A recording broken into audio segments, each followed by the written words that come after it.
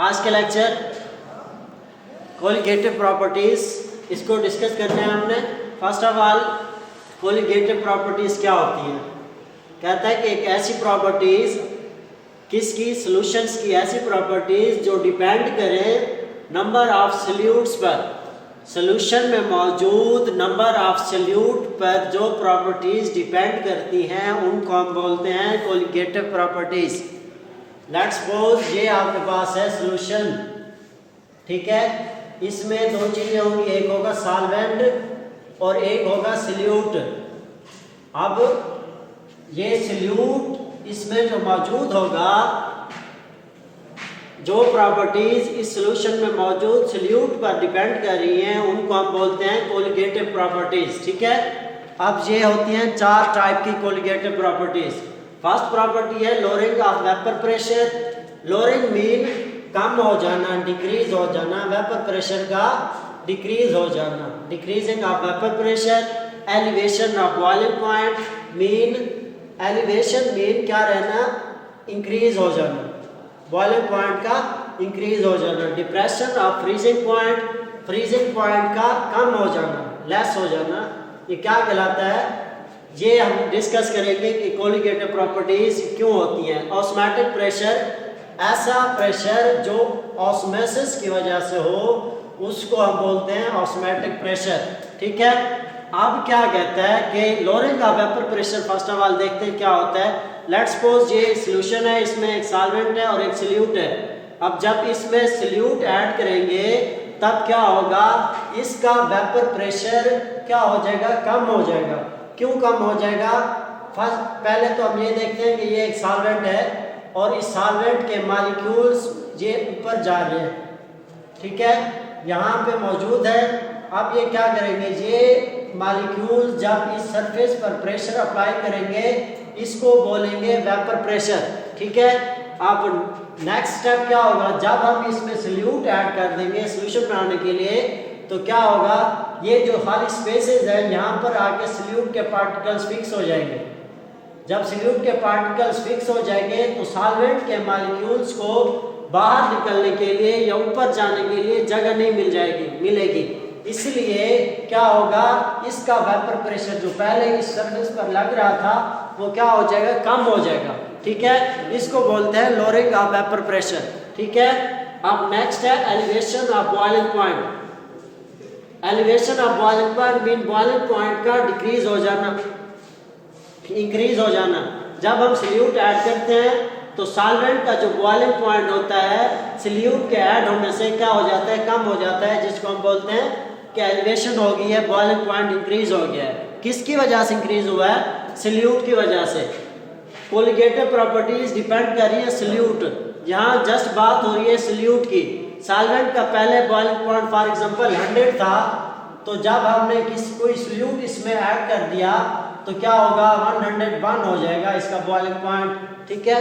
तो ये हो जाएंगी elevation of boiling point. Depression of freezing point mean freezing point में कमी।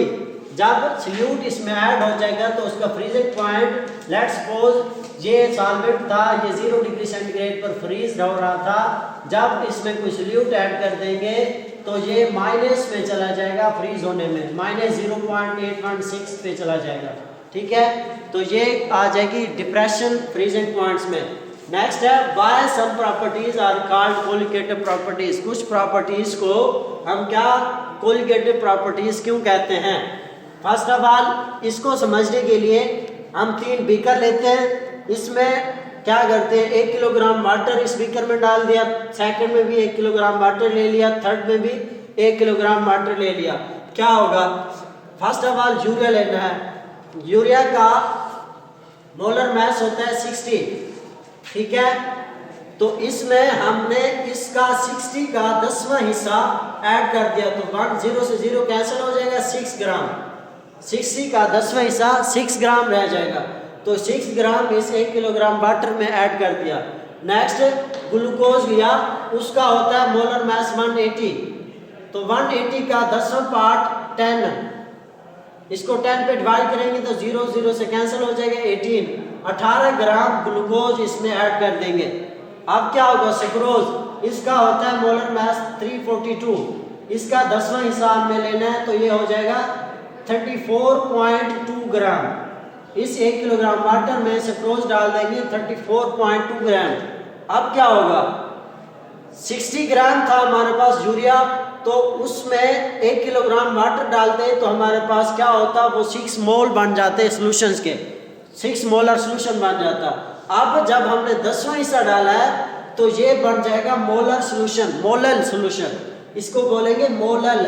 मोलल की डेफिनेशन है number of gram of solute dissolved in kilogram of solvent.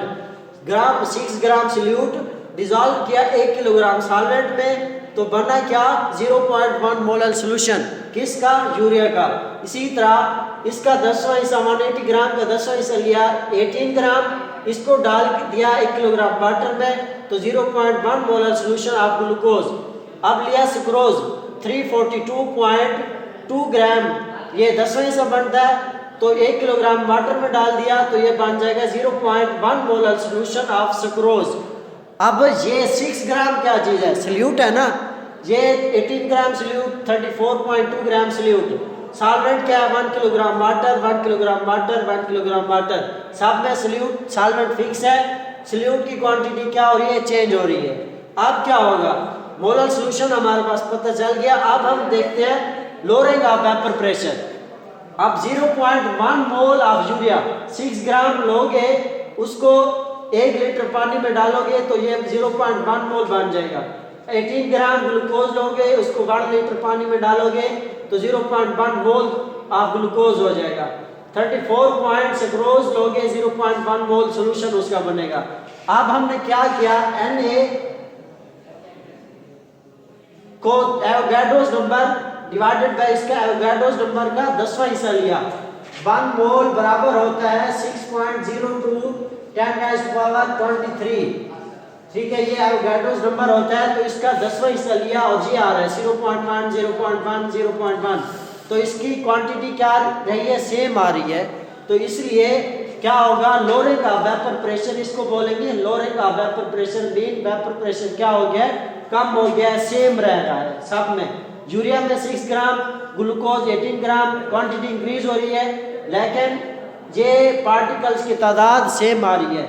इस पार्टिकल्स की तादाद सेम होने की वजह से लोअरिंग ऑफ वेपर प्रेशर क्या रहेगा, सेम रहेगा। ये था आपके पास कोलिगेटिव प्रॉपर्टीज।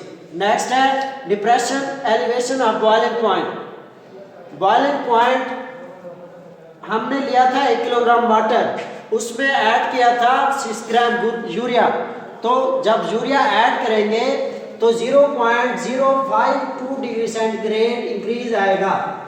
मीन वाटर पहले बॉयल होना था 100 डिग्री सेंटीग्रेड पर, जब उसमें हमने यूरिया डाल दिया तो 100.052 डिग्री सेंटीग्रेड पर ये बॉयल होना शुरू होगा, ये आएगा। इसको बोलेंगे elevation of boiling point. Mean boiling point क्या हो गया, सल्यूट डालने से इंक्रीज हो गया। नेक्स्ट है डिप्रेशन ऑफ फ्रीजिंग पॉइंट। अब जब हम इस वाटर में सल्यूट डाल देंगे तो उसके सल्यूट के मौजूद होने की वजह से, उसकी क्वांटिटी सेम होने की वजह से क्या होगा, उसके फ्रीजिंग पॉइंट में आएगा चेंज, 0.1886 डिग्री सेंटीग्रेड चेंज आएगा। और पहले वाटर फ्रीज हो रहा था 0 डिग्री सेंटीग्रेड पर, जब इसमें ऐड कर देंगे यूरिया तो -0.186 डिग्री सेंटीग्रेड पर क्या होगा, ये फ्रीज हो जाएगा। ठीक है, और इस कमी को हम क्या बोलते हैं, डिप्रेशन ऑफ फ्रीजिंग पॉइंट। अब नेक्स्ट है ये Kb क्या चीज है, molar boiling point constant Kb। अब ये हमारे पास जिस डिग्री सेंटीग्रेड पर ये बॉयल हो रहा है उसको बोलेंगे मोलर बॉइलिंग पॉइंट कांस्टेंट, और जिस डिग्री सेंटीग्रेड पर फ्रीज हो रहा है उसको बोलेंगे molar freezing point constant. K stands for molar, F stands for freezing constant. Molar freeze ये बॉइलिंग पॉइंट कांस्टेंट और KF molar freezing point constant. ठीक है, नेक्स्ट अब चलते हैं लोअरिंग ऑफ वेपर प्रेशर्स पर। वेपर प्रेशर्स अब कहता है कि नॉन वोलेटाइल या नॉन इलेक्ट्रोलाइट सल्यूट। वोलेटाइल क्या होते हैं, वोलेटाइल जिनका बॉइलिंग पॉइंट हो कम वो होते हैं नॉन वोलेटाइल, जिनका बॉइलिंग पॉइंट ज़्यादा हो वो होते हैं नॉन वोलेटाइल।